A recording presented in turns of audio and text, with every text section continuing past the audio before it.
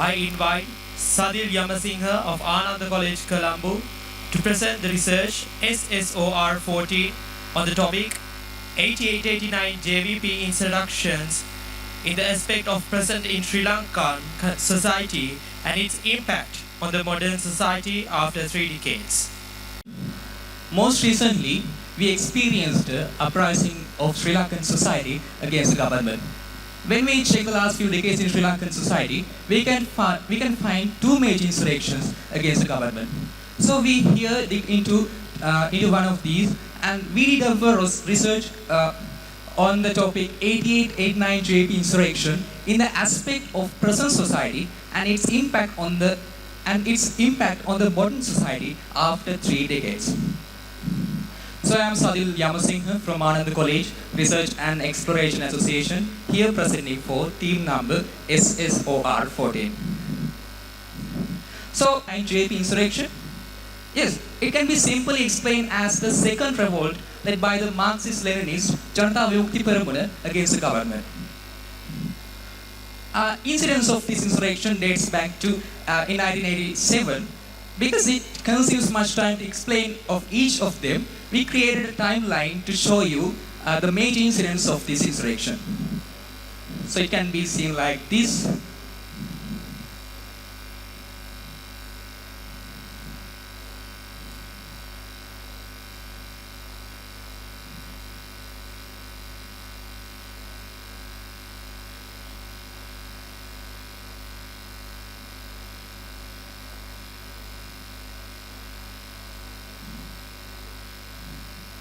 Now we are going for the aims and objectives of our research. The main objective of our research was identifying how the opinion of the Sri Lankan society about 8889 JP insurrection changed during last 3 decades, and also the political background of late 1980s that led to this insurrection, and identifying how the unrest among the youth turned into an armed revolt, and also the actions and reactions of the government that taken for this insurrection, and also the social impact of 8889 insurrection. Here's our problem statement of our research.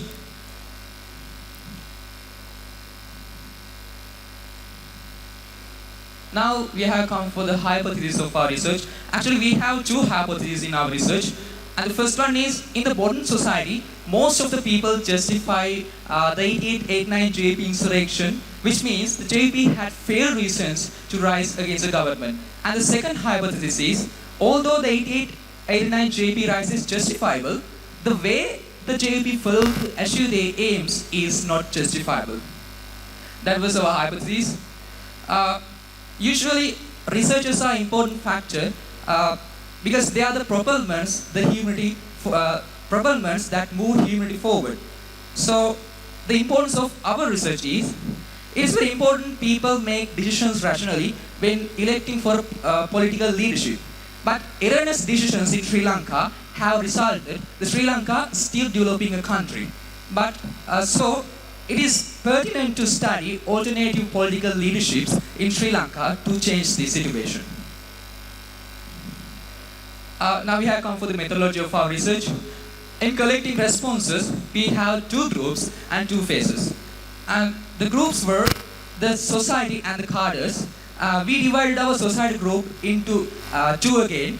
Those subgroups were the people who born before 1980 and the people who born after 1980. We collected information in phase 1 from Google Forms and phone calls.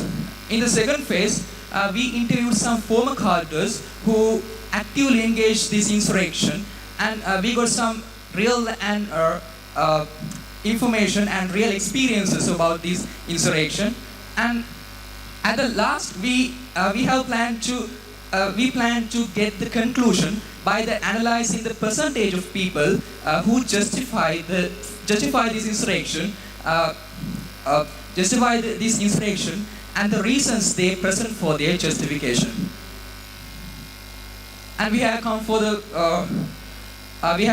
most important part of our research, and that is results and discussion. Here we divided our results of the society group into main three categories. Those were the questions that we asked from only before 1980 group, and the questions that we asked only after 1980 group, and the questions that we asked from both subgroups. And first question, actually, we from the background study, we learned that Indian intervention was a major factor for this insurrection. So we tried to gain information from our respondents whether there was a need for a foreign intervention in finding solution to internal conflict. As you can see the screen, most of the people who in both groups believe that there wasn't a need for a foreign intervention in finding solutions. After that, we asked from both groups whether they approve of India's intervention as a foreign country. As you can see, all the people in before 1980 group and the 80% of people after 1980 group don't approve India's intervention as a country. After that discussion, we asked from only after 1980 group whether Indo-Sri Lanka peace accords were fair as far as they know. But as you can see in the chart, most of the people who born after 1980 haven't a clear understanding about this Indo-Sri Lanka peace accord. So with this chart, we can conclude that people who after 1980 haven't a clear understanding about this Indo-Sri Lanka peace accord. And after that, actually, we asked from before 1980 group whether they think that JP had the space to work democratically. Because among the reasons that they said, among the reasons that led the JP into this insurrection, they said that they faced injustice even before the insurrection period. So we asked from before 1980 group whether JP had the space to work democratically like other parties. As you can see, most of the people in before 1980 group believed that JP hadn't the space to work democratically in late 80s like other parties did. After that, we asked again from before 1980 group whether they think that Janata Vimukti Peramuna suffered injustice politically. As you can see, most of the people believe that they suffered injustice politically. Actually, from the Carter's group, they also confirmed this by saying, then President J.R. Jayawardena ruled the country with minimum regards to the constitution. And now we have come for the reasons for this insurrection. Actually, we detected some major reasons for this insurrection by the background researchers. And we gave them for our respondents and asked them and told them to rank them. As you can see, educated unemployment was the major reason for this insurrection, while Indo-Sri Lanka peace accords were the second major reason for this insurrection. And also we asked from before 1980 group whether it was fair to lead to a revolution upon those reasons. As you can see, most of the people who born after 1980 think that it was fair to lead a revolution upon those reasons. And after that, we again asked from before 1980 group whether they think that the way the struggle was launched by JP was fair. Proving our hypothesis, most of the people in before 1980 group think that the way the struggle was launched by the JP was unfair. Actually, from the Carter's group, they also said that they had nothing to do without uprising against the government at that time under those situations. After that, we asked from before 1980 group about the government's response.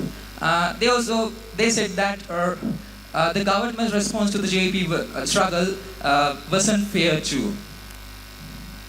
After we moved the present situation of JVP, we asked that the current JP political policies are democratic from the both group. So as you can see, most of the people in both group believe that the current policies of JVP are democratic. And here we asked from both group whether JB can be trusted in policy actions. But just see in this chart, before 1980 group, 50% of people believe that JB cannot be trusted. It means before 1980, people who born before 1980 still stay with their past decision. It means still stay with their past idea about the JB. But look at after 1980 group. In this chart, you can see most of the people believe that JB can be trusted in policy actions. So we can conclude by this chart, people who born before 1980 believe that JB cannot be trusted, while people who born after 1980 think that JB can be trusted. So that's the end of our results. So these are our findings of our research. The first, we found that Indian intervention of Sri Lanka was forceful and justifiable, and also JP had no space to work democratically and suffered political injustice during 1980s. And main reason for this insurrection was educated unemployment, and the way JP conduct insurrection is not justifiable, and the people believe that JP do not believe in armed struggle, and former JP members confirmed it. Also, we found that there is no similarity between 1980s and the present day, and JP's politics are now democratic, especially can be trusted regarding the policy actions, and JP admit their struggle had shortcomings. And finally, we found that people born after 1980 have considerable but less knowledge about insurrection when compared to knowledge of the people who born before 1980. So now we have come for the conclusion of our research. After analyzing all of those results, we concluded that Janata Vimukti Peramuna had fair reasons to rise against the government, because many people justify it as a rising of people. But the way JP conducted the rise cannot be justified. As an acknowledgement, we would like to thank for our parents and the former board of officials and the board of officials and the teacher in charge of our Research and Exploration Association, and especially Mr. Sagar and Mr. Vindana, and especially all the respondents who shared their valuable and real experiences with us. And we have come for the references of our research that we used to do our research. So that's the end of our research. Thank you very much for spending your valuable time with our presentation, and may the Noble Tribal Gem bless you all. Thank you.